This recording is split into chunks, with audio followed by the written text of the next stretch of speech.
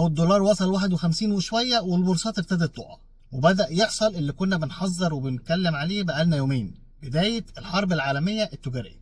بعد قرارات الرئيس الأمريكي ترامب بفرض رسوم جمركية على كوكب الأرض تقريبا كله، الأسواق والمستثمرين كان عندهم حالة من الترقب اللي هو بنسميها عدم اليقين. كل واحد قاعد بيبص ايه النتيجة، ايه اللي هيحصل من التعريفات الجمركية الجديدة دي، الناس او البلاد هتبتدي ترد ازاي. وطبعا كله خايف على استثماراته وحاطط ايده في جيبه ومستعد يشد كوبس ويجري، ما هو راس المال جبان. مفيش كام ساعة والصين قامت ردة هجوم انتقامي عكسي، وفرضت هي كمان رسوم على البضائع الأمريكية بقيمة 34%.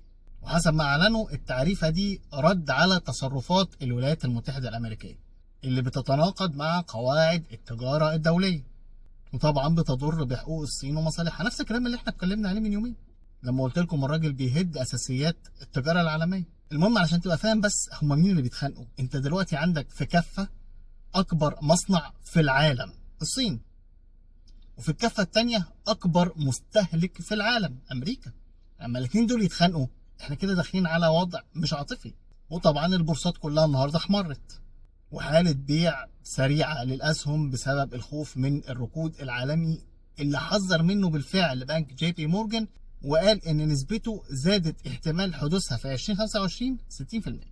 وطبعا البورصات العربية هي كمان اللي خسر منها 1% زي بورصة البحرين، واللي حصل عندها تراجعات ب6.7 زي السعودية، واحنا أكيد نبنى من الحب جانب ب3.3. التراجعات دي كمان اللي زود حدوثها الكلام بتاع جيروم باول بتاع البنك الفيدرالي.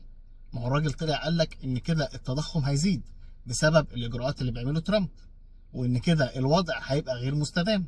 وخلاص بقى احنا كده بقينا فاهمين المعادله.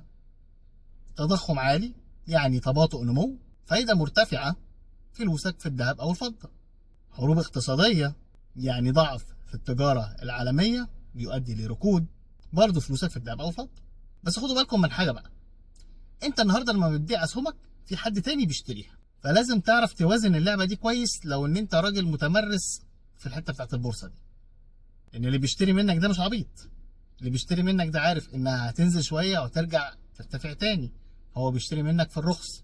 لازم انت تقيم انت عايز تعمل ايه وما تتخضش وتخاف بسرعه. نيجي للجنيه بقى، ليه بقى نزل ل 51 وشويه؟ السبب الاساسي هنا بقى المستثمرين الاجانب، او اللي بنقول عليهم بين قوسين كده تجار الفايده اللي هو المال الساخن، سحبوا جزء طبعا من فلوسهم وحولوها دولارات وطلعوا بيها.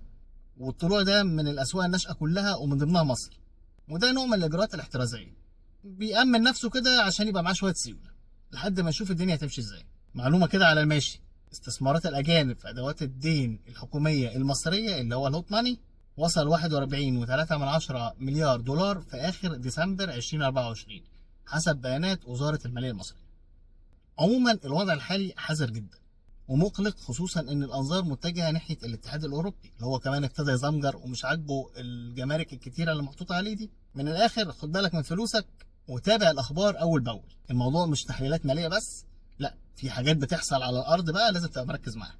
انصحك ان انت تتابع سي ام بي سي عربيه، سي ان ان بزنس، بلومبرج الشرق وغيرهم عشان تعرف اول باول ايه اللي بيحصل. واخيرا وليس اخيرا، وهفضل افكركم كل يوم باذن الله، ادعوا لاهل غزه.